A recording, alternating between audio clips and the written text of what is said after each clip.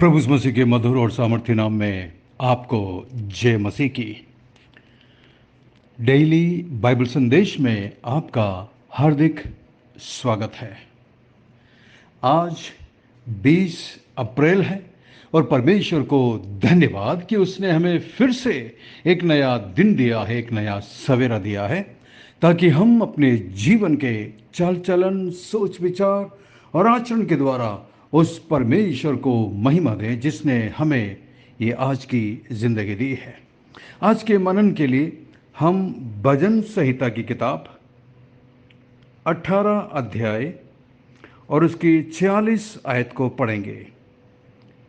Psalms 18 verses 46। यहोवा परमेश्वर जीवित है, मेरी चट्टान धन्य है और मेरे मुक्तिदाता परमेश्वर की बड़ाई हो। आज के मनन का शीर्षक है परमेश्वर मर नहीं गया। परमेश्वर मर नहीं गया। मार्टिन लूथर के बारे में हम सभी जानते हैं। यूरोप के धर्म सुधार में उनकी बड़ी भूमिका रही है और कलीसिया के सुधार में उन्होंने अत्यंत महत्वपूर्ण कार्य किए हैं। उनके कारण ये प्रोटेस्टेंट मत की स्थापना हुई, जैसा कि आज आप और मैं प्रोटेस्टेंट हैं। क्रिश्चियनिटी में जैसा कि आप सब जानते हैं, दो मुख्य ग्रुप है, एक तो कैथलिक्स हैं और दूसरे प्रोटेस्टेंट हैं। हम प्रोटेस्टेंट में आते हैं जो प्रभु यीशु मसीह को मानते हैं। कैथलिक्स वो हैं जो प्रभु यीशु मसीह की मां मरियम को प्रभु यीशु मसीह से ज़्यादा महत्व देते हैं। मार्टिन लूथर का विवाद इसी बात पर था। यूरोप के धर्म सुधार में उनकी बड़ी भूमिका रही है और कलीसिया के सुधार में उन्होंने अत्यंत महत्वपूर्ण कार्य किया। उनके कारण ही प्रोटेस्टेंट मत की या ग्रुप की स्थापना हुई। जर्मन भाषा में बाइबल को अनुवाद करने का श्रेय उन्हीं को जाता है। वे सेवा कार्य में बहुत व्यस्त रहते थे। बहुत सी कलीसियाओं की जिम्मेदारी उन पर थी, इसलिए विरोधी भी बहुत संख्या में थे और धीरे धीरे उन्हें डिप्रेशन ने घेर लिया और वे अक्सर उदास रहने लगे। लगभग 1 महीने तक यही हालात रही। ठीक से वो खाना नहीं खाते थे, किसी से बात नहीं करते थे, कुछ पूछने पर ठीक से जवाब नहीं दे पाते थे और ऐसा करना उनकी आदत सी बन रही थी। एक दिन वे नाश्ता करने बैठे तो देखा कि उनकी पत्नी ने सर से पैर तक काला कपड़ा पहन रखा है और जर्मनी में किसी प्रियजन की मृत्यु पर ही काला कपड़ा पहनने का रिवाज है। मार्टिन लूथर ने अपनी पत्नी से पूछा, किसकी मृत्यु हो गई? पत्नी ने उत्तर दिया, परमेश्वर मर गया है। मार्टिन लूथर ने हंसते हुए कहा, भला जीवित परमेश्वर कैसे मर सकता है? वो तो अनंत काल से जीवित है और हमेशा जीवित रहेगा। पत्नी ने कहा, तुम्हें देखकर तो ऐसा ही लगता है मानो परमेश्वर मर गया है और वो किसी की चिंता नहीं करता। मार्टिन लूथर को बड़ी शर्म आई। उन्हें समझ में आ गया कि उनके कहने का मतलब क्या था। अब वो फिर से नए जोश से सेवा करने लगे। फिर से वो ठीक से बात करने लगे, प्रार्थना करने लगे, वचन पढ़ने लगे, लोगों से मिलने लगे। उनका हाव भाव बदल गया। उनकी पत्नी के सिर्फ इतने सी बात के बोलने से ही एक बहुत बड़ा परिवर्तन उनके जीवन में आ गया। मित्रों, प्रिय विश्वासियों, कई बार हमारे जीवन में भी ऐसा ही होता है। जरा सोच कर देखिए, परमेश्वर, कई लोग ये सोचते हैं, कई बार हम भी ऐसा सोचते हैं। आपके जीवन में भी कई बार परेशानी, दुख और तकलीफ आई होगी और कई बार हम भी ऐसा जीवन जीकर सोचते हैं कि शायद अब परमेश्वर कुछ नहीं कर सकता।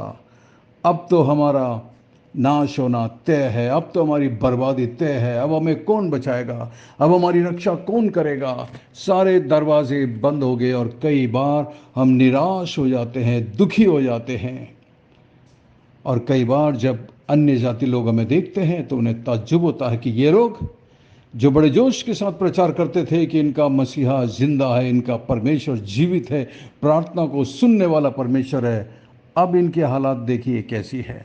कई बार अन्य जाति लोग मसीहों के ऐसे हालात देखकर हंसते हैं। इसीलिए प्रभु यीशु मसीह ने अपने पहाड़ी उपदेश में मत्ती 5 में कहा,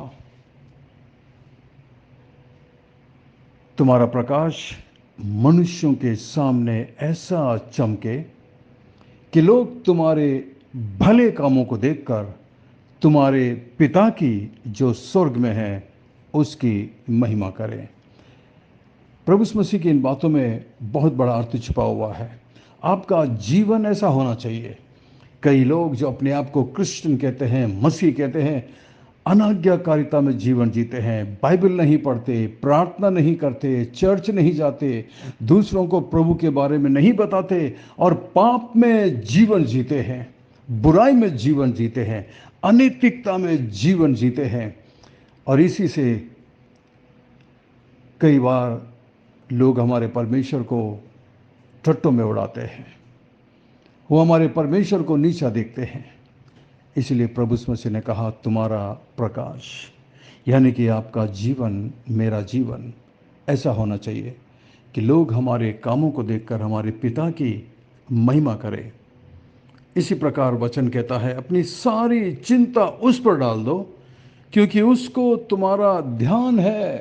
पहला पत्रस 5 और उसके 7 में पत्रस विश्वासियों को लिखते हुए कहता है, अपनी सारी चिंता उस पर डाल दो। आप जो नहीं कर सकते उसके लिए चिंता करके क्या फायदा। आप जो कुछ कर सकते हैं उसे जरूर करिएगा, बाकी चिंता परमेश्वर पर छोड़ दीजिए क्योंकि परमेश्वर खुद हमारी चिंता करता है। प्रभु यीशु मसीह ने कहा, परमेश्वर की इच्छा के बिना एक भी गौरैया, यानी कि एक भी चिड़िया भूमि पर नहीं गिरती, और तुम्हारा मूल्य तो उनसे कई गुना ज़्यादा है।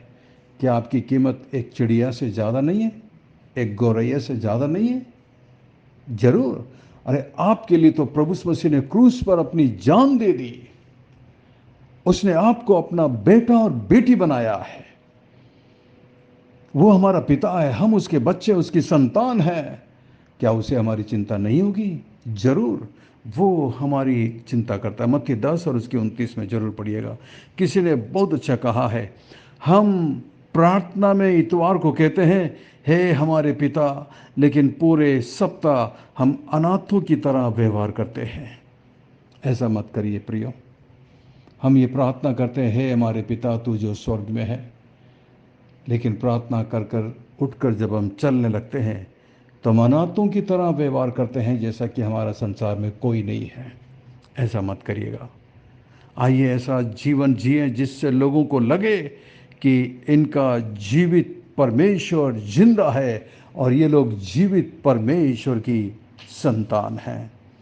आपका जीवन कैसा है? यदि हम निराश और दुखी और उदास जिएंगे तो क्या लोग हमारे प्रभु यीशु मसीह के पास आएंगे? क्या वो उस पर विश्वास करेंगे? कभी नहीं। लोग आपको और मुझे देखकर हमारे प्रभु के पास आएंगे। इसलिए अपना जीवन ऐसा बनाइए कि पिता परमेश्वर को महिमा मिले, हमारे पिता परमेश्वर की बड़ाई हो सके। परंतु जब हम ऐसा जीवन नहीं जीते हैं तो इसके विपरीत में हमारे परमेश्वर की निंदा होती है। फैसला आपके हाथ में है कि आप कैसा जीवन जिएंगे, परमेश्वर को महिमा देने वाला या परमेश्वर को निंदित करने वाला। हमारा परमेश्वर मरा नहीं है, जीवित है, और वो हमारी मदद के लिए हमेशा तैयार खड़ा है, बाहें फैलाकर। हे बहुत से दबे परिश्रम करने वालों, मेरे पास आओ, मैं तुम्हें विश्राम दूंगा। फैसला आपका है। आइए हम प्रार्थना करें। जब मैं प्रार्थना करता हूं, आप भी मेरे साथ प्रार्थना करिएगा। अपने आप के लिए प्रार्थना करिए, अपने परिवार के लिए प्रार्थना करिए, उन लोगों के लिए प्रार्थना करिए जिन्होंने अभी तक प्रभु को नहीं जाना है। स्वर्ग में विराजमान जीवित और जिंदा परमेश्वर, अनुग्रहकारी दयालु पिता, धन्यवाद धन्यवाद धन्यवाद। आपके महान प्रेम के लिए धन्यवाद। आपके पवित्र आत्मा के लिए धन्यवाद, आपके पवित्र वचन के लिए धन्यवाद। धन्यवाद हमारे दिलों से बातचीत करने के लिए। हमें क्षमा करना, माफ़ करना प्रभु जी, जब कई बार हमारे जीवन से हमने आपको महिमा नहीं दी, बल्कि हमारे जीवन से लोगों ने ठोकर खाई है। हमें क्षमा कर, हमें माफ़ कर, हमें अपनी पवित्र आत्मा की शक्ति और ताकत देना प्रभु जी, ताकि हम आपको प्रसन्न करने वाला जीवन जी सकें, आपके नाम को महिमा मिल सके। धन्यवाद, धन्यवाद प्रभु, धन्यवाद। मैं प्रार्थना करता हूँ इस वक्त मेरे साथ प्रार्थना करने वाले मेरी प्रत्येक बहन के लिए प्रभु जी। मैं नहीं जानता वो आज किस समस्या में, किस परेशानी में है। शायद शारीरिक रूप से कमज़ोर है, बीमारी से हताश और निराश है। मैं प्रार्थना करता हूँ प्रभु जी कि आप उन पर अनुग्रह और दया करिए, अपने हाथों को बढ़ाकर उन्हें छू लीजिए, चंगाई दीजिए, स्वस्थ करिए। मैं मेरी बहन के लिए प्रार्थना करता हूँ प्रभु, जो अपने पारिवारिक समस्याओं से ग्रस्त है, निराश है। आपके लिए कुछ भी मुश्किल नहीं है प्रभु, अनुग्रह करिए, दया करिए। मैं अपने भाई के लिए प्रार्थना करता हूँ प्रभु, जो आपकी सेवा करते हैं प्रभु जी, आपके नाम को लेकर अन्य जातियों में जाते हैं प्रभु, आपका प्रचार करते हैं प्रभु जी। आपने उन्हें सेवा दी है, आप उन्हें अपनी महिमा के लिए इस्तेमाल करिए। मैं अपने भाई के लिए प्रार्थना करता हूँ प्रभु जी, जो इस वक्त निराश हैं, दुखी हैं अपनी पारिवारिक परिस्थिति को लेकर, अपने बच्चों को लेकर, उनके भविष्य को लेकर। मदद करिए प्रभु, ताकि वो समझ सके कि आप उनकी परवाह करते हैं। मैं प्रार्थना करता हूँ मेरे उस भाई के लिए प्रभु जी, जो इस वक्त आर्थिक संकट से जूझ रहे हैं, परेशानी में है, बीमारी में, तकलीफ में है। मैं अपने उन भाइयों के लिए प्रार्थना करता हूँ जिनके पास अच्छी नौकरी नहीं है प्रभु जी, मजबूरी में वो उस नौकरी को कर रहे हैं। मैं प्रार्थना करता हूँ कि आप उन्हें अच्छी नौकरी दीजिए, ताकि वो अपने परिवार का पालन पोषण कर सके। मैं प्रार्थना करता हूँ प्रत्येक जवान बच्चों के लिए प्रभु जी, जो अपने करियर की चिंता में है प्रभु, जो पढ़ाई कर रहे हैं, उन पर अनुग्रह और दया करना मान परमेश्वर। आपके लिए कुछ भी मुश्किल नहीं है। धन्यवाद, धन्यवाद प्रभु, धन्यवाद। आपने हमारी प्रार्थना को सुना है और जवाब दिया है। धन्यवाद, धन्यवाद यीशु मसीह, धन्यवाद। आप प्रार्थना के ना केवल सुनने वाले, लेकिन प्रार्थना का जवाब देने वाले परमेश्वर है। आपने अपने वचन में कहा है, मुझसे मांगो और देखो मैं कैसे बड़े बड़े काम करता हूँ। धन्यवाद इस महान प्रतिज्ञा के लिए।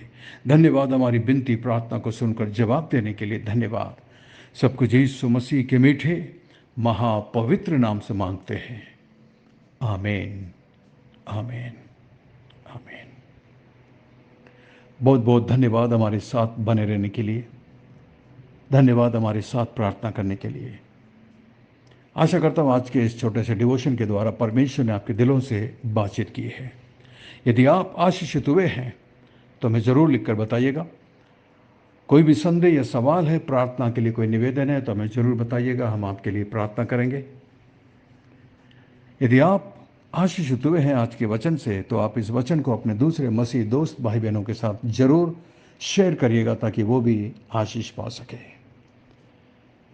और यदि संदेश को आपने पहली बार सुना है, तो आप हमारे व्हाट्सएप में डेली बाइबल संदेश ग्रुप में शामिल हो सकते हैं। हमारा नंबर है 9927464924। Pastor Mani Thomas, Emmanuel believers church, Agra. हम आपसे प्रेम करते हैं, आपकी परवाह करते हैं, आपके लिए प्रार्थना करते हैं। हमारे लिए भी प्रार्थना करिएगा। कल इतवार का दिन है। प्रार्थना करिए ताकि परमेश्वर अपनी पवित्र आत्मा के द्वारा हम में से प्रत्येक से मुलाकात करे और हम सब की मदद करे, ताकि हम आत्मा और सच्चाई से परमेश्वर की आराधना कर सकें। God bless you, we love you, have a great day and take care. अपना ख्याल रखिएगा।